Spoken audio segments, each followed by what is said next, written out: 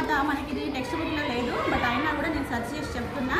ఇది గార్లిక్ అంటే ఏంటి, ఇది ఎల్లిపాయలు మనం పప్పులో అక్కడిక్కడ వేసుకుంటుంటాం కదా, మంచి వాసన వస్తుంది. ప్లస్ అంతేకాకుండా మంచి హెల్త్కు మంచిది అనమాట. సో దీంట్లో యాసిడ్ ఉందా లేదా అనేది మనం టెస్ట్ చేద్దాం. చూడండి,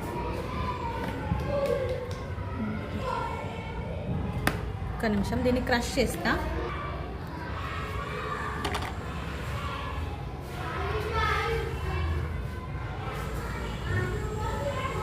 చూడండి, రెడ్ కలర్ మారుతుంది, అవునా?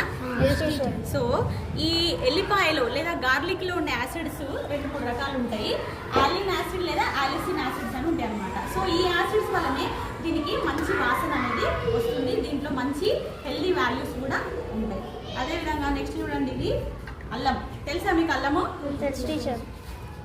అల్లం ఇట్లా చాప్ చేసి చూద్దాము.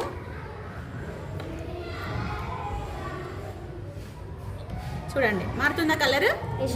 మారుతుందా మారతలేదు? చూడు అర్ఫాన్, దీంట్లో అల్లంలో అనేక రకాలైన యాసిడ్స్ ఉంటాయి. సిట్రిక్ యాసిడ్, ఆక్సాలిక్ యాసిడ్, ఇంకా టార్టారిక్ యాసిడ్ అని అనేక రకాలైన యాసిడ్స్ ఉంటాయి. అంతేకాకుండా దీంట్లో జింజరాల్ అనే ఇంకొక యాసిడ్ కూడా ఉంటుంది అనమాట. ఇది కూడా ఆరోగ్యానికి చాలా మంచిది. ఇది మనం కూరలలో ఎక్కువ వేస్తాం కదా, వేస్తామా ఏమా? ఇది జింజరాల్ అంటే ఒక ఫినాలిక్ యాసిడ్, చాలా మంచిది ఆరోగ్యానికి.